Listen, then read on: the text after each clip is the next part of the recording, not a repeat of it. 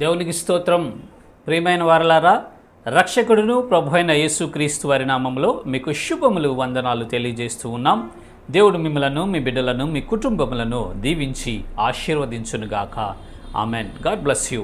దేవునికి స్తోత్రం. హల్లెలూయా. ప్రియమైన దేవుని పిల్లలారా, ఈ లోకంలో సత్యము అసత్యము రెండూ ఉన్నాయండి.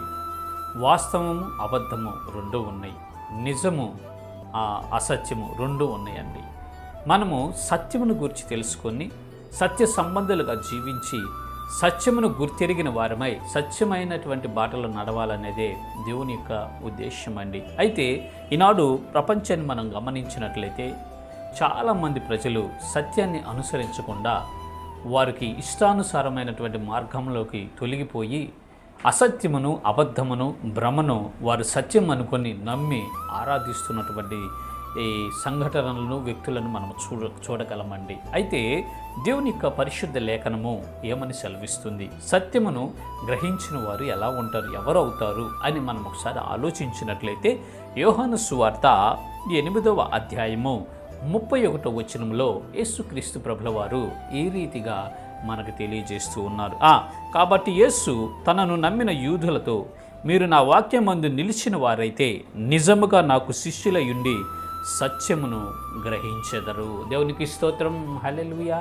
ప్రియమైన దేవుని పిల్లలారా, సత్యమును మనము గ్రహించాలి అంటే, సత్య మార్గములో మనం నడవాలి అంటే, యేసు ప్రభు వారి యొక్క శిష్యులు అవ్వాలి అంటే దేవుని యొక్క వాక్యమును మనము గైకొనాలి, దేవుని యొక్క వాక్యములో మనము నిలిచి ఉండాలి అని యేసుక్రీస్తు ప్రభుల వారు సెలవిచ్చి ఉన్నారండి. ప్రియమైన దేవుని పిల్లలారా, ఓ ప్రపంచ ప్రజలారా, మీరు సత్య సంబంధులుగా మార్చబడాలి అంటే, సత్యము మీకు తెలియపరచబడాలంటే, సత్యవంతులుగా మీరు మార్చబడి పరలోక రాజ్యం చేరుకోవాలి అంటే దేవుని యొక్క వాక్యమును మీరు పాటించాలి, మీ ప్రవర్తనలో కలిగి జీవించాలి.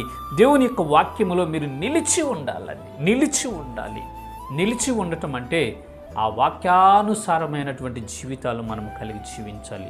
ఈ ధర్మశాస్త్రంలో, ఈ యొక్క దేవుని వాక్యములు, ఈ పరిశుద్ధ గ్రంథంలో దేవుడు కొన్ని కట్టడలు, కొన్ని విధులు, కొన్ని ఆజ్ఞలు మనకి ఇచ్చాడండి. ఏమి చేయాలో, ఏమి చేయకూడదు, ఎలా నడుచుకోవాలో, ఎలా ప్రవర్తించాలో, ఎలా జీవించాలో, మన జీవన శైలిని ఎలా నడిపించుకోవాలో, కుటుంబాన్ని ఎలా నడిపించుకోవాలి, వ్యక్తిగత జీవితాన్ని ఎలా ఉండాలి, సంఘ జీవితంలో ఎలా ఉండాలి, భక్తి జీవితంలో మనం ఎలా ముందుకు వెళ్ళాలి అని పరిశుద్ధ గ్రంథంలో దేవుడు అన్నీ రాయించాడండి. సమస్తమును రాయించాడు మనకు సంబంధించి.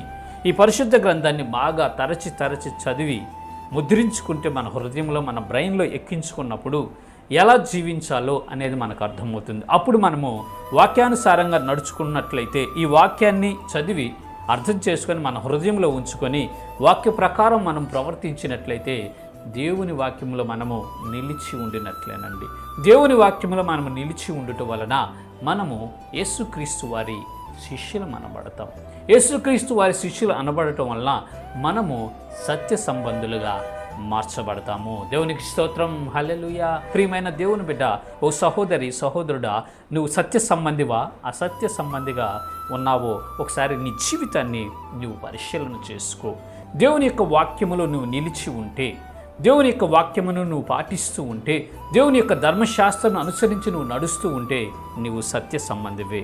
దేవుని యొక్క వాక్యమును నువ్వు త్రోసివేసి దేవుని ఆజ్ఞలను ధిక్కరించి నీ ఇష్టానుసారమైన జీవితాన్ని నువ్వు జీవిస్తూ ఉన్నావంటే నువ్వు సత్య సంబంధివి కావు.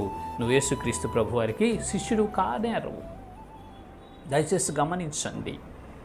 ఇదే మనకు రుజువు. దేవుని వాక్యాన్ని మనం పాటించటమే సత్య సంబంధులుగా మార్చబడటం. అప్పుడు మనం యేసు ప్రభు వారి శిష్యులు అనబడతాము.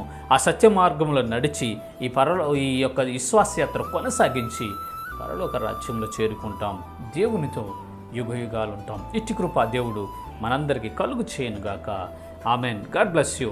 దేవునికి స్తోత్రం. హల్లెలూయా. Praise the lord.